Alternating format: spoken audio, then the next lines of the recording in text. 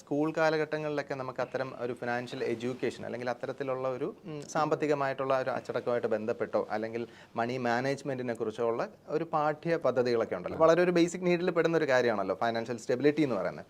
So അത്തരം ഒരു stability നമുക്ക് നേടിയെടുക്കാനായിട്ട് ഇത്തരം ഒരു സ്കൂൾ കാലഘട്ടം മുതലേ അല്ലെങ്കിൽ ഒരു പ്രൈമറി കാലഘട്ടം മുതലേ ഒരു എഡ്യൂക്കേഷൻ സിസ്റ്റം ഇംപ്ലിമെന്റ് ചെയ്യണമെന്നുള്ളത് അഭിപ്രായമുണ്ടോ അത്തരത്തിലെങ്കിൽ? നല്ലതാണ് അതൊക്കെ. ഇപ്പോൾ ശരിക്കും ഞാൻ പഠിച്ചിരുന്ന സ്കൂളിൽ ഒരു സെൻറ്റ് ആൻസ് പറഞ്ഞ ഞങ്ങളുടെ നാട്ടിൽ നല്ലൊരു സ്കൂളാണ്. അവിടെ മോറൽ സയൻസ് ഉണ്ടായിരുന്നു എല്ലാവർക്കും. പിന്നെ അതുകൂടാണ്ട് ഉച്ചയ്ക്ക് ഞങ്ങൾ ചോറുണ്ണേക്കാളും മുന്നേ ഒരു പ്രാർത്ഥന ഉണ്ടായിരുന്നു. അപ്പോൾ ഈ രണ്ട് സാധനമുള്ളതിൻ്റെ പേരിൽ എനിക്കൊക്കെ ഇപ്പോഴും എന്തെങ്കിലും ഒരു അൺഎത്തിക്കലായിട്ട് കാര്യങ്ങൾ ചെയ്യുമ്പോൾ എനിക്ക് ഓർമ്മ വരും സിസ്റ്റേഴ്സ് പറഞ്ഞ കാര്യം. ഞാൻ സത്യാവസ്ഥ പറഞ്ഞത്. അപ്പോൾ എനിക്ക് തോന്നുന്നു എൻ്റെ കൂടെ പഠിച്ച എല്ലാവർക്കും എൻ്റെ ഇപ്പോഴും ഞങ്ങൾ സ്കൂൾ ഗ്രൂപ്പൊക്കെ ഉണ്ട്. അവിടെ ആരും അത്ര കുരുത്തം കെട്ടവന്മാരൊന്നുമില്ല. കുറുമ്പന്മാരുണ്ട്, പക്ഷേ മറ്റുള്ള തല്ലുടി അങ്ങനത്തെ ആൾക്കാരൊന്നുമില്ല. അത് കാരണം എനിക്ക് തോന്നുന്നു ആ മോറൽ സയൻസ് ഉണ്ട് അതിൻ്റെ പേരില്ല. ഈ മോറൽ സയൻസിലൊക്കെ ഞങ്ങൾക്ക് കുറേ കാര്യങ്ങൾ പഠിപ്പിച്ചു തരും. എനിക്ക് ഓർമ്മയുണ്ട് 5ാം ക്ലാസ്സിൽ ഒരു ടീച്ചർ പഠിപ്പിച്ചു തന്ന ഒരു കാര്യം പറഞ്ഞു കഴിഞ്ഞാൽ, നിങ്ങൾ സ്വർഗത്തിൽ പോകുന്ന ടൈമിൽ ഒരാൾക്ക് സ്വർഗ്ഗരാജ്യം കിട്ടിയില്ല അത്രേ. അപ്പം അതിൻ്റെ കാരണം വെച്ചാൽ അയാളോട് തുന്നൽക്കാരനായിരുന്നു. അപ്പോൾ അയാൾ അവസാനത്തെ നൂലുണ്ടല്ലോ അത് കളയും. അപ്പോൾ അതിൻ്റെ പേരിൽ സ്വർഗത്തിൽ കയറ്റിയില്ല ദൈവം. അപ്പോൾ എന്താ കാര്യം എന്ന് ചോദിച്ചപ്പോൾ പറഞ്ഞു വെച്ചാൽ, നീ അത്രയും വേസ്റ്റ് ആക്കണ്ടല്ലോ, അതിൻ്റെ പേരിൽ നിനക്ക് സ്വർഗത്തിൽ ഇതിൻ്റെ ക്രൈറ്റീരിയ അനുസരിച്ച് കയറാൻ പറ്റില്ല. അപ്പോൾ ഞങ്ങൾക്കൊക്കെ മനസ്സിലായി ഭക്ഷണം കളയാൻ പാടില്ല, അതിൻ്റെ പേരിൽ ആണ് ഇത് വന്നത്. അപ്പോൾ ഞങ്ങളൊക്കെ അന്ന് അപ്പോൾ ചോറ് മൊത്തം തിന്നിട്ട് പാത്രം കഴുകുള്ളൂ.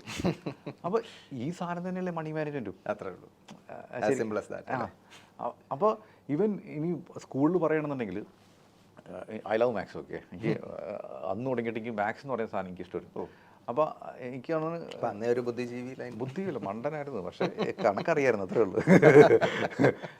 ഞാൻ സബ്ജക്റ്റിൽ എല്ലാത്തിലും പാസ്സായി കഴിഞ്ഞാലും, അപ്പോൾ ഞങ്ങൾക്ക് എല്ലാ സബ്ജക്റ്റിലും പാസ്സായി കഴിഞ്ഞാലും സ്റ്റാർ കിട്ടുമായിരുന്നു. ഞാൻ മാത്രമേ ഉള്ളൂ 5ാം ക്ലാസ് തുടങ്ങിയിട്ട് 10ാം ക്ലാസ് വരെ ഒരു പ്രാവശ്യം പോലും സ്റ്റാർ കിട്ടാതെ. ഒരു പ്രാവശ്യം എനിക്ക് ഇംഗ്ലീഷിൽ എല്ലാത്തിലും പാസ്സായി, മലയാളത്തിൽ ഞാൻ തോറ്റു. അപ്പോൾ അങ്ങനെ എനിക്ക് സ്റ്റാർ പോയിട്ടുണ്ട്. പക്ഷേ മാത്സിൽ ഇപ്പോഴും നല്ല മാർക്കുണ്ട്. ഞാൻ ഈ മാത്സിൻ്റെ കാര്യം പറഞ്ഞ കാര്യത്തിലുള്ളൂ. മാത്സിൽ നമ്മൾ പേഴ്സൻറ്റേജ് പഠിക്കുന്നുണ്ട്, കൂട്ടാനും കുറയ്ക്കാനും പഠിക്കുന്നുണ്ട്. പേഴ്സൻറ്റേജ് പഠിക്കുമ്പോൾ തന്നെ സാധാരണ പേഴ്സൻറ്റേജും പഠിക്കുന്നുണ്ട്, കോമ്പൗണ്ട് ഇൻട്രസ്റ്റും പഠിക്കുന്നുണ്ട്. പിന്നെ ടൈം വാല്യൂ ഓഫ് മണി പഠിക്കുന്നുണ്ട്.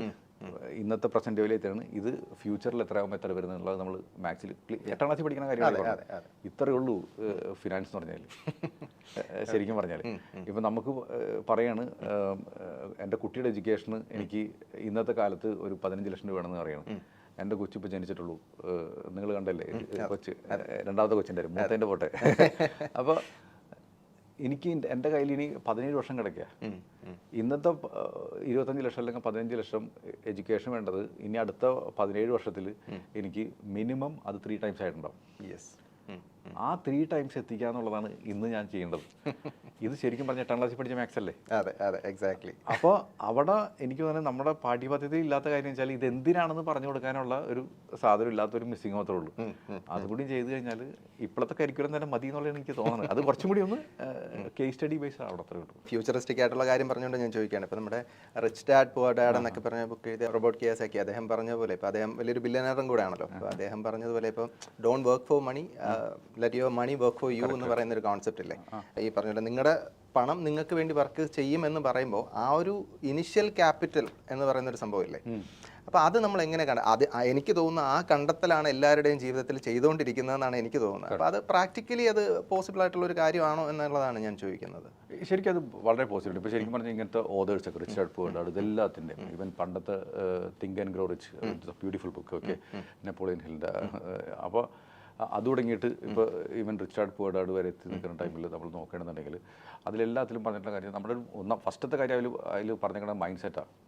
ഈ പൈസ ഉണ്ടാക്കുന്നതിനേക്കാളും എല്ലാത്തിനേക്കാളും ഒരു മൈൻഡ് സെറ്റ്, ഡിഫറെൻറ്റ് പെർസ്പെക്റ്റീവ് ഉണ്ടെന്നല്ലേ? ശരിക്കും അത് ആ ഒരു മൈൻഡ് സെറ്റിൽ നമ്മൾ പറയണമെന്നുണ്ടെങ്കിൽ ഒന്ന് നമുക്ക് പല രീതിയിലുണ്ട്. നമുക്ക് ഇപ്പോൾ ചില ആൾക്കാർ തുടങ്ങുന്നത് 0 എന്നായിരിക്കും, ചില ആൾക്കാർ തുടങ്ങുന്നത് വീട്ടിൽ കടമൊക്കെ നെഗറ്റീവ് എന്നായിരിക്കും, ചില ആൾക്കാർ തുടങ്ങുന്നത് കുറച്ച് കയ്യിൽ വെച്ചിട്ടായിരിക്കും തുടങ്ങുന്നത്. അപ്പോൾ ഇതെല്ലാവരുടെയും ജേണി വ്യത്യാസമായിരിക്കും. അപ്പോൾ ഇപ്പോഴത്തെ കുട്ടികൾ മിക്കതും 0 എന്നാണ് തുടങ്ങുന്നത്. മിക്കവർക്കും കുടുംബത്തിൻ്റെ ബാധ്യത ഒന്നുമില്ല. ഇപ്പം എൻ്റെ അച്ഛൻ്റെ കാലത്ത് അവർക്ക് കുടുംബത്തിൻ്റെ ബാധ്യത ഉണ്ടായിരുന്നു. ഇവൻ നമ്മൾ കാണുന്ന ഈ നമ്മുടെയൊക്കെ ജനറേഷനിലുള്ള ഒട്ടുമിക്ക ആൾക്കാരും ഈ പറഞ്ഞ സീറോ എന്നല്ലെങ്കിൽ ചില ആൾക്കാർക്ക് ഒരു നെഗറ്റീവ് ബാലൻസ് എന്ന് വേണമെങ്കിൽ പറയാം. നെഗറ്റീവ് ബാലൻസ് ചിലവർക്കുണ്ട്, പക്ഷെ ചില ആൾക്കാർക്ക് അതില്ല. അത് ഭയങ്കര ഒരു ഭാഗ്യമാണത്.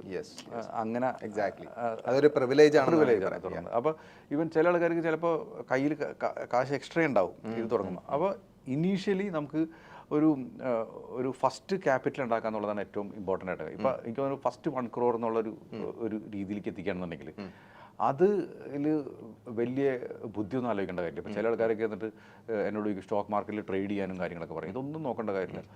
കൃത്യമായിട്ട് വേണമെന്നുണ്ടെങ്കിൽ ബാങ്കിൽ പൈസ കൊണ്ടുപോയിട്ട് ഇൻവെസ്റ്റ് ചെയ്തുകൊണ്ടിരിക്കുക, കൂടുതൽ PF FD ഇതിലൊക്കെ ചെയ്യുക. അതോടൊപ്പം തന്നെ മ്യൂച്വൽ ഫണ്ടിൻ്റെ സഹായം കൂട്ടെടുക്കാൻ നോക്കുക.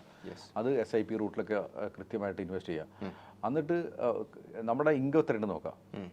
അതിൽ എക്സ്പെൻസ് മാക്സിമം കുറച്ചിട്ട് എന്നാൽ നമ്മുടെ ലൈഫ് സ്റ്റൈലിനെ ബുദ്ധിമുട്ടില്ലാത്ത രീതിയിൽ എത്തിച്ചിട്ട് ആ പൈസ ഓട്ടോമാറ്റിക്കലി ബാങ്കിൽ നിന്ന് ഡെബിറ്റ് ചെയ്തിട്ട് നമ്മുടെ ഒരു ബക്കറ്റ് ഓഫ് പൈസയിലേക്ക് പോകണം. അത് 1 കോടി എത്തിക്കാൻ നോക്കുക. ആ 1 കോടി എത്രയും പെട്ടെന്ന് എത്തിക്കണം. ഇപ്പോൾ ചിലപ്പോൾ ഇന്ന് ചിലപ്പോൾ ഒരാൾ തുടങ്ങണത്, ഇപ്പോൾ ഈ വീഡിയോ കണ്ടിരിക്കുന്ന ഒരാൾ തുടങ്ങണ ഇത്രേ ഉള്ളൂ റൂള്. നിങ്ങളുടെ എത്രയാണോ ശമ്പളം അതിൻ്റെ മിനിമം 10% അല്ലെങ്കിൽ 20% ഇതിനു വേണ്ടി മാറ്റി വയ്ക്കുക. എന്ന് വെച്ചാൽ 20% ഇല്ലാന്ന് നിങ്ങളുടെ വിചാരിക്കും ഇനി തൊട്ട്. എന്നിട്ട് എല്ലാ വർഷവും നിങ്ങൾ വൃത്തിയായിട്ട് പണിയെടുക്കുക. നിങ്ങളുടെ പ്രൊഡക്ടിവിറ്റി കൂട്ട്. നിങ്ങൾക്കൊരു 15% സാലറി ഹൈക്ക് തരാനായിട്ട് നിങ്ങളുടെ എംപ്ലോയർക്ക് തോന്നിയിരിക്കണം. അല്ലെങ്കിൽ നിങ്ങളൊരു ബിസിനസ്സുകാരനാണെങ്കിൽ നിങ്ങളുടെ ബിസിനസ് അറ്റ്ലീസ്റ്റ് ലാഭം 15% കൂടി എടുക്കാവുന്ന ഒരു സിറ്റുവേഷനിലെത്തിക്കുക.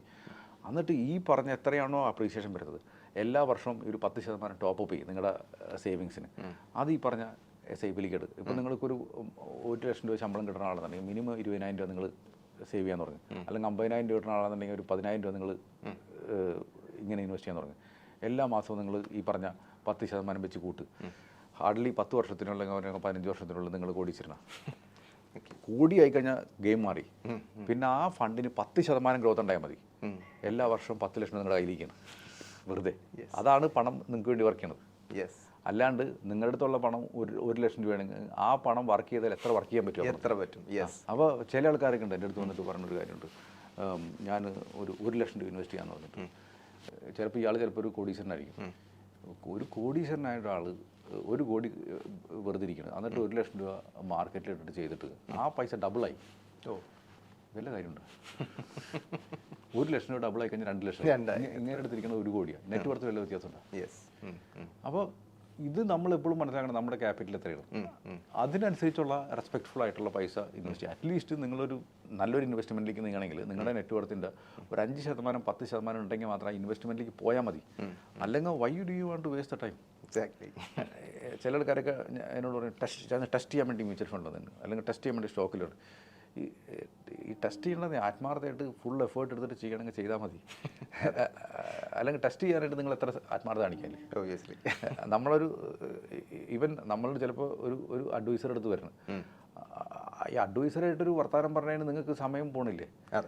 അതിന് നിങ്ങളൊരു സമയം റെസ്പെക്ട് ചെയ്യട്ടെ. അപ്പോൾ ഇതൊന്ന് കൃത്യമായിട്ട് ചെയ്ത് കഴിഞ്ഞാൽ തന്നെ നിങ്ങൾക്ക് പൈസയ്ക്ക് വേണ്ടി വർക്ക് ചെയ്യണമെങ്കിൽ പൈസയ്ക്ക് ഒരു സൈസ് ഉണ്ടാവണം.